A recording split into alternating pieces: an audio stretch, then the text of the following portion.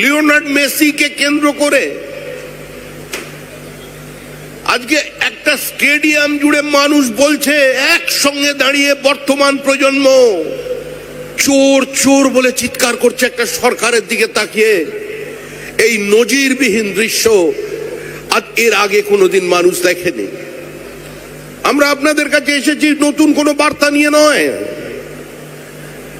আমাদের লক্ষ্য একটাই, বাংলার ঋত গৌরব ফেরাতে হবে।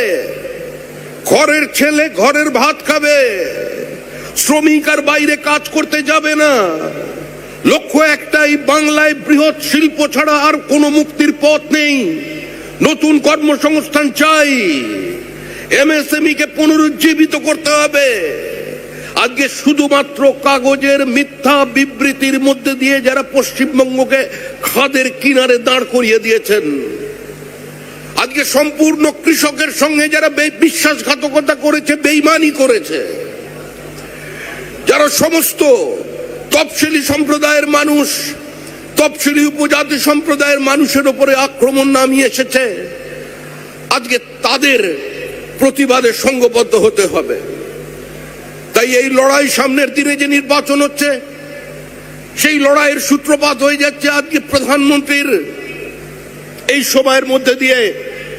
তাই আমরা আবেদন করছি সমস্ত মানুষের কাছে, সমস্ত রাজনৈতিক দলের কাছে, যে আর দেরি নয়।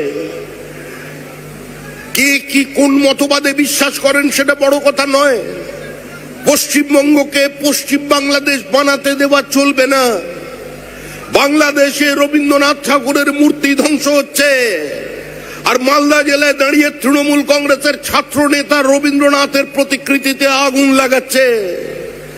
সত্যজিৎ রায়ের বাড়ি ধ্বংস, সুনীল গঙ্গোপাধ্যায়ের বাড়ি দখল, হিন্দুদের ওপরে ওপারে নির্মম নির্যাতন চলেছে।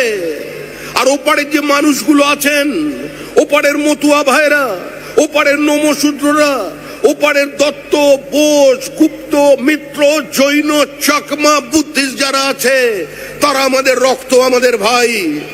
তাই যে মানুষগুলো ওপার বাংলা থেকে এবার বাংলায় ছেড়ে চলে এসেছেন নিজের তুলসী তবলায় বাতি দেবার জন্য, যে মানুষগুলো ওপার থেকে এপারে চলে এসেছেন শাখা সিঁদুরকে অক্ষত রাখবার জন্য, যে মানুষ ওপার থেকে এপারে চলে এসেছেন নিজের পদবিটাকে টিকিয়ে রাখবার জন্য, আজকে তার পাশে যদি কোনো রাজনৈতিক দল থাকে তার নাম বিজেপি।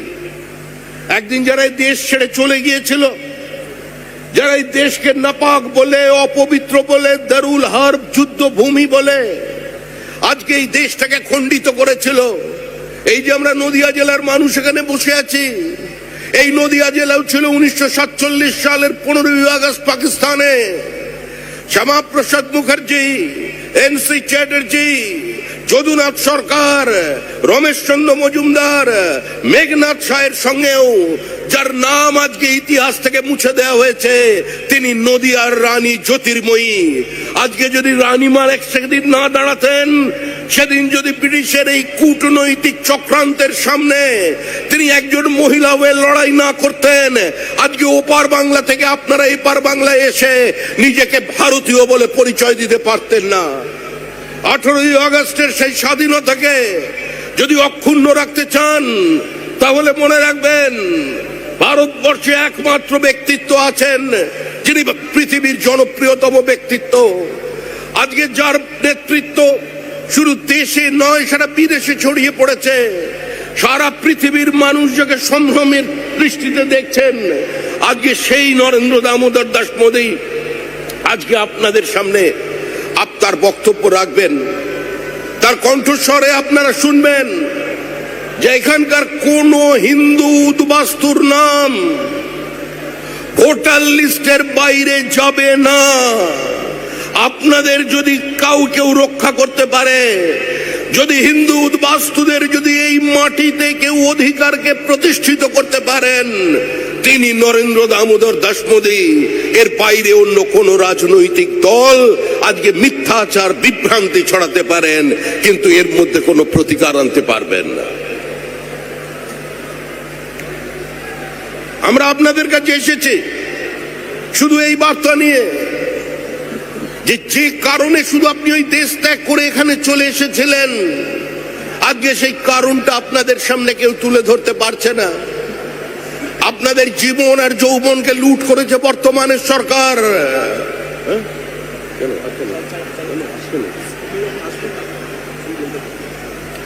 আপনাদের জীবন এবং যৌবনকে লুট করেছে এই সরকার।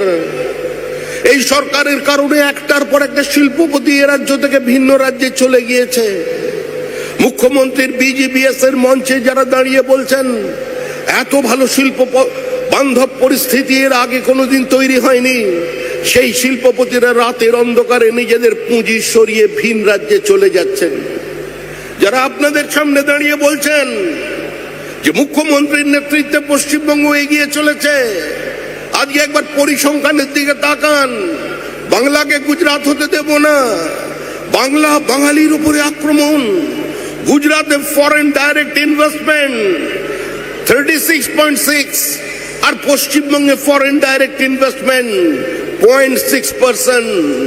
মুখ্যমন্ত্রীকে আপনি বিভিন্ন মহিলাদের সঙ্গে বিভিন্ন ধরনের আনন্দ অনুষ্ঠানে দেখতে পাবেন, মুখ্যমন্ত্রীকে কবিতা পড়তে দেখতে পাবেন, মুখ্যমন্ত্রী গানের সুরে তাল মেলাচ্ছে দেখতে পাবেন, মুখ্যমন্ত্রীকে মঞ্চের এক প্রান্ত থেকে অন্য প্রান্ত পর্যন্ত অশান্ত পদচারণার মধ্যে দিয়ে নরেন্দ্র মোদীকে আক্রমণ দেখতে পাবেন।